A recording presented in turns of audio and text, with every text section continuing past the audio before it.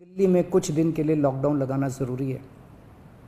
तो आज रात को 10 बजे से अगले सोमवार को सुबह 5 बजे तक 6 दिन के लिए दिल्ली में लॉकडाउन लगाया जा रहा है। इस दौरान जाहिर है कि जो एसेंशियल सर्विसेज हैं वो जारी रहेंगी, खाने पीने की, मेडिकल व्यवस्थाओं की वो जारी रहेंगी।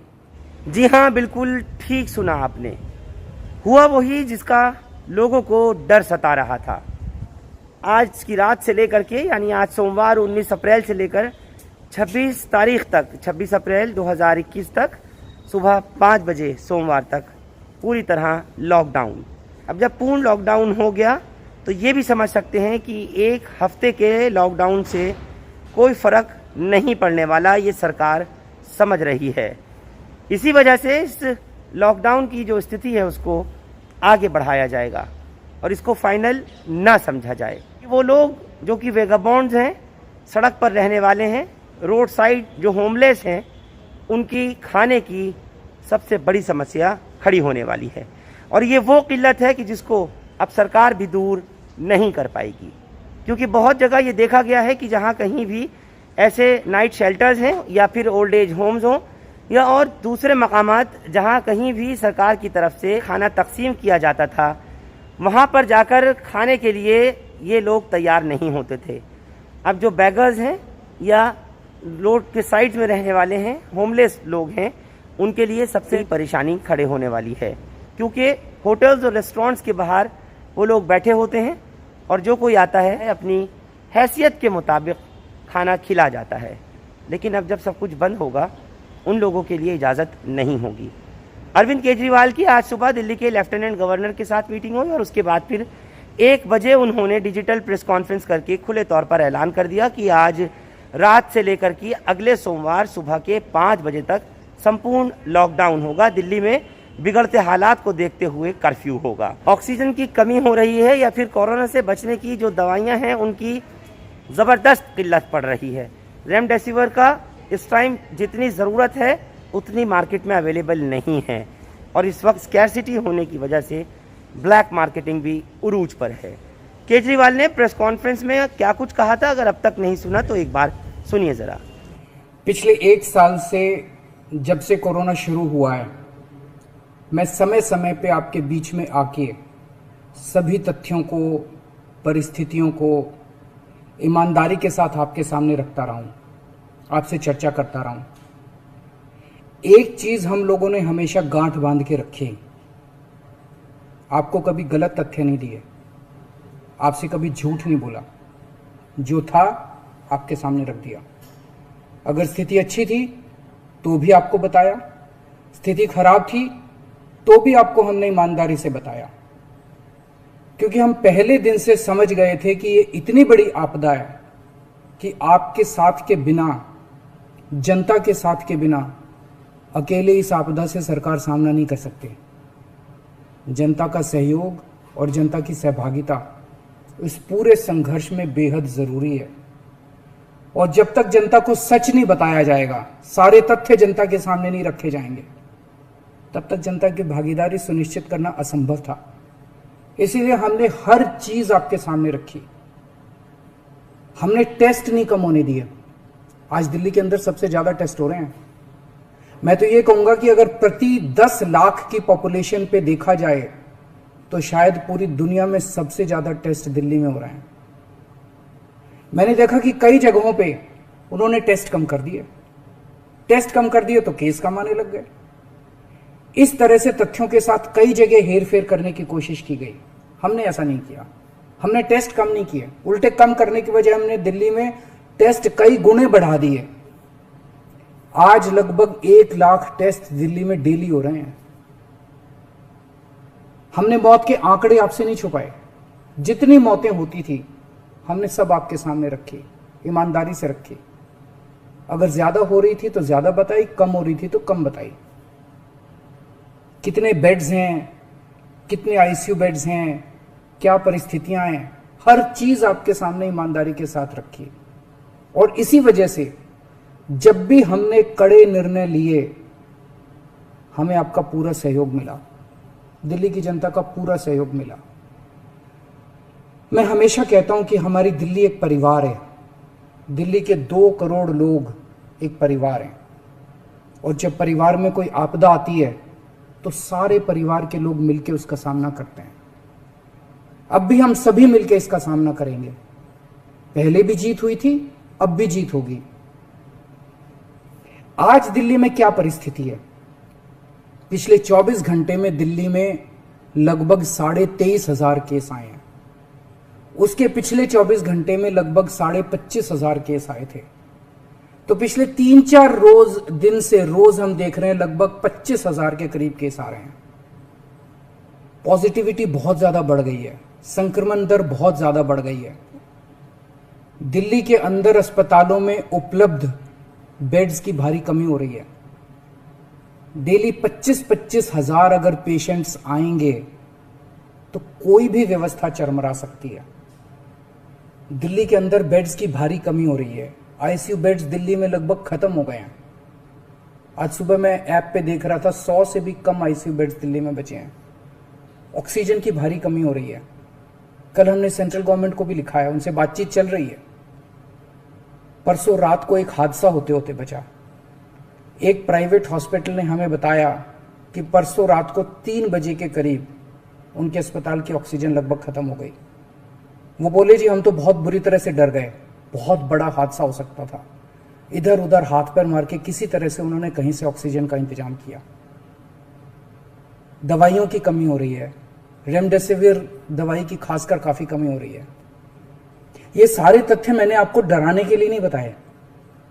ये सारी परिस्थिति है, और इन परिस्थितियों में हमें अब अगला कदम क्या उठाना है, इस पे चर्चा करने के लिए मैंने आपको ये परिस्थिति बताई है।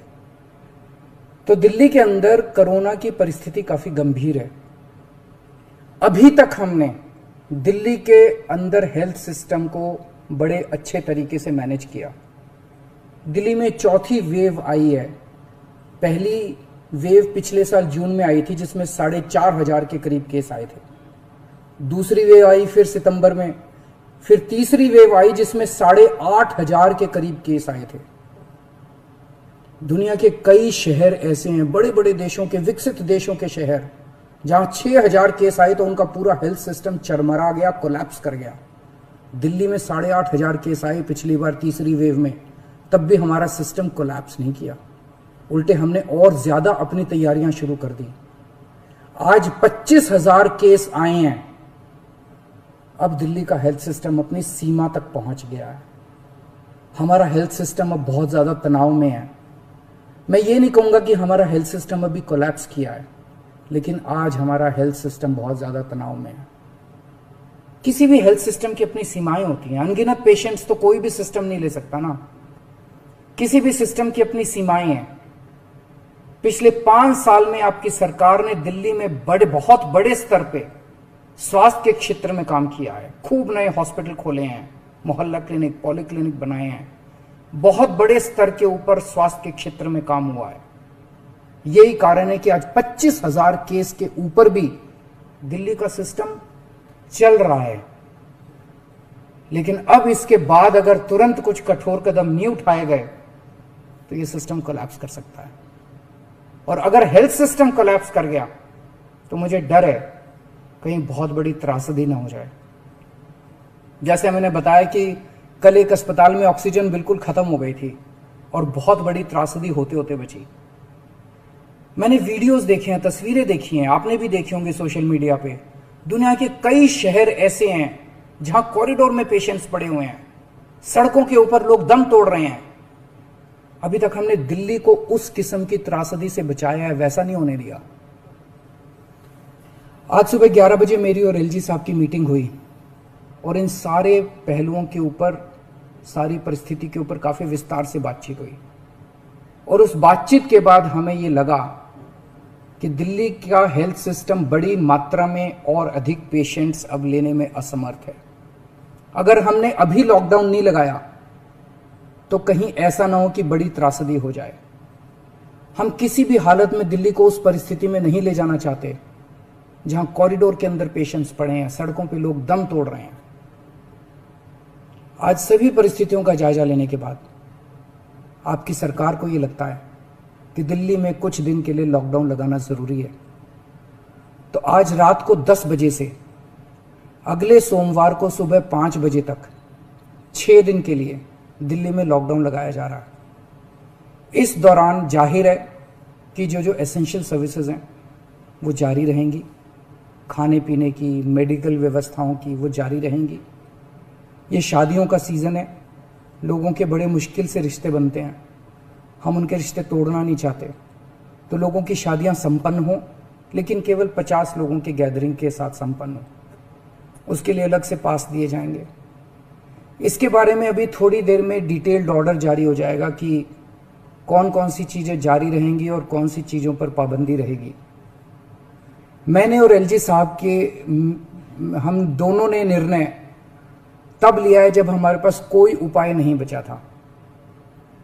हमारे लिए निर्णय लेना आसान नहीं था, क्योंकि मैं समझ सकता हूं कि लॉकडाउन के दौरान किस तरह से लोगों के रोजगार खत्म हो जाते हैं, लोगों की कमाई खत्म हो जाती है, और खासकर सबसे गरीब तबके के लिए तो ये बेहद मुश्किल होता है। जो दिहाड़ी करके रोज कमाते हैं उनके लिए तो बेहद मुश्किल हो जाता है।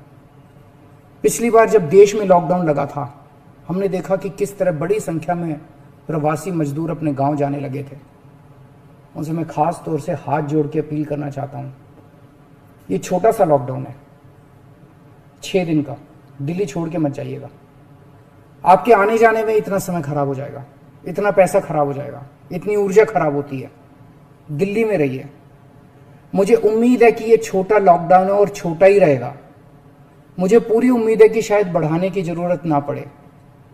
आप दिल्ली में रहिए, यकीन मानिए हम पूरी ईमानदारी के साथ सब मिलके लड़ेंगे तो जल्दी इस मुसीबत से छुटकारा पाएंगे। मैं आपको यकीन दिलाता हूं, सरकार आपका पूरा ख्याल रखेगी। मैं हूं ना, मुझ पे भरोसा रखिए। मेरी दिल्ली के सभी नागरिकों से अपील है कि यह निर्णय हमने बहुत मुश्किल से लिया है। आप सब लोग जानते हैं कि मैं लॉकडाउन के सख्त खिलाफ रहा हूं, हमेशा से मैंने लॉकडाउन का विरोध किया है। मेरा यह मानना है कि लॉकडाउन से कोरोना खत्म नहीं होता, लॉकडाउन से कोरोना की स्पीड कम हो जाती है। मेरा हमेशा यह मानना है कि अगर किसी भी शहर या राज्य की स्वास्थ्य व्यवस्था अपनी सीमा तक पहुंच जाए तो लॉकडाउन लगाना जरूरी हो जाता है, ताकि पेशेंट्स का नंबर कम हो जाए, ताकि हेल्थ सिस्टम को और दुरुस्त किया जा सके।